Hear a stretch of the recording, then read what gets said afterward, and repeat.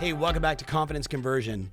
I know there's been a time in your life where you went on a string of writing multiple offers and not getting your offers accepted. I've got Coach Jeff Mays in the house. We were just talking about one of his clients who wrote 17 offers and got 16 accepted, but it wasn't always that good. He finally learned the process. Jeff, what is the process that enabled your client to have that ability to convert at that high of a level? I recognized a quarter before that he had been writing a lot of offers and weren't getting them accepted. I recognized that he wasn't doing a buyer presentation. He wasn't spending time with them in the very beginning. Yep. So the process is sit down with them. Now, most people are like, why should I sit down with you? That's what they're thinking in the back of your mind.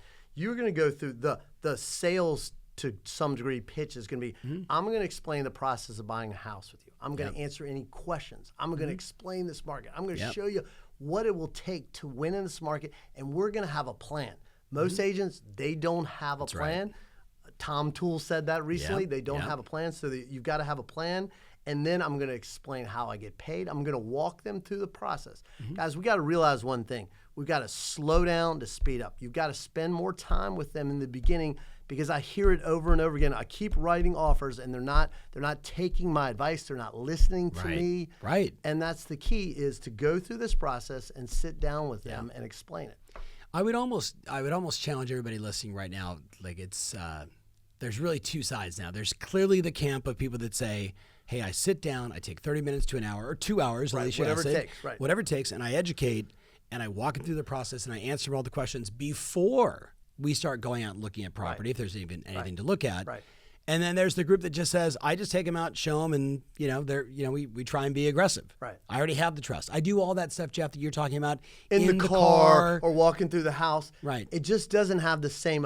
Imagine if you don't sit down and say, hey, Tom, you're going to, houses in this area are selling for 10% over asking. Yeah. If I say to that sitting down or in the car, or at least having a moment with them, it has a whole lot more powerful than, well, now that we found the house, you're going to have to pay 10%. How does that look? It's actually a little cheesy. Right. So the idea is explain that before you write the offer. It has more power. Yep.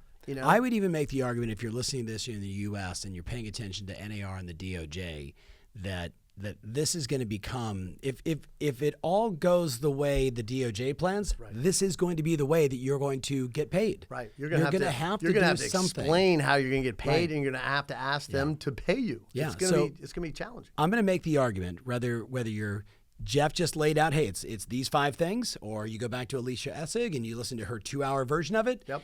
The bottom line is we have to do something that A, separates us from the competition, which is great, but shows our real value. Right. But also has people understand, like, this is what we might be writing offers with no contingencies, and this is what it looks like. And here's the potential upside, downside of that. That we might need to come in with more cash, we might need a higher deposit, like we might need to remove all contingencies. Like, I think it's hard to say that in a car, driving with somebody for the first time. Tom, how will they know what you do? Right. And So maybe having 4 or 5 case studies. In your, like, hey, let me tell you about a couple I worked with without saying their names. Like you, they wanted to buy in this house, they wanted to buy in this neighborhood, they wanted to buy at this price range, and they didn't want to meet. They were like, look, we just want to see the house. We're busy, and you know what? We ended up writing 3 offers. They never got a house. They got dejected by the entire experience. Now let me tell you about another couple, super busy, just like you guys. But we took, I did. I met them Saturday morning at 7 o'clock because that's what made sense for them. I took the time to walk them through the MLS, found out everything that mattered to them, walked them through the contract. Even though they'd bought 4 homes before, I wanted to understand the changes that had been made in the contracts. And guess what? We were at 1 offer. We got them the house. We had to overpay to get it, but we got them the house. I saved them days and weeks and months of torture. Save them time and money. So maybe this time it's just like that time, Jeff. Can we get together Saturday morning at 7, or did you want to meet Tuesday at 4 at my office? Like, I just think we have to get to that place. Hey, Tom, I had a good friend that I sold a lot of houses to, and a couple years ago, probably about 18 months ago, he said, can you help my daughter out buying a house? I was like, I don't really sell a lot of houses. It's been a long time since I put it, but yes, absolutely. You're like, I'm the broker, man. Yeah. I'm the broker. So he said something. He goes, I think she's been looking at some houses with other agents. Yeah. And I go, cool. So I called her up and I said, hey, Let's sit down. Let's talk about the process of buying a home. Let me explain how I can save you time and money and find out exactly what you're looking for. And I said, there's 2 or 3 houses. I can remember it. We're looking at a Saturday. I said, why don't we meet at Whole Foods? Let's talk for a few minutes, and then let's go out and look at houses. Yeah. She then tells me she's been working with 3 or 4 agents. Yeah. So my mind goes to 3 or 4 agents. Right. So my mind goes to, I'm going to have to get a buyer broker agreement signed with this agent. Had you signed anything with another agent? No, great.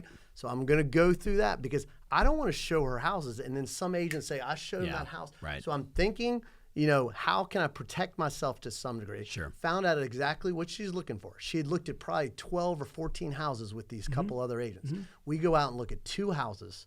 I told her what she would have to pay for this house, what she would have to get. Basically knew the listing agent and just laid it out for her. Here's what we need to do. Teed it up. She followed my advice, got her under contract within 2 hours of meeting her, and she'd been looking with somebody else for 3 or 4 months. Like multiple agents. Right.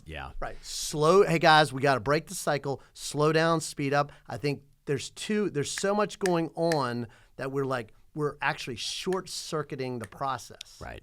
Don't you feel? Yeah. Hey, it's Seth Godin sent out an email one day and he said, peanut butter and jelly sandwich. He said, you take the bread, you put the peanut butter down, then you put the jelly, then you put the bread on. He's like, but if you took that and you put the peanut butter on the plate, it would mess it all then up. the bread, then some jelly on your hand, and he's like, you have all the elements, but you didn't follow the steps, so you didn't get what you want. And I think that's the message of this show, right? Yeah. Follow the steps, my friends. Confidence and process. conversion. If you trust the process, you follow the process, you win. Slow down to speed up.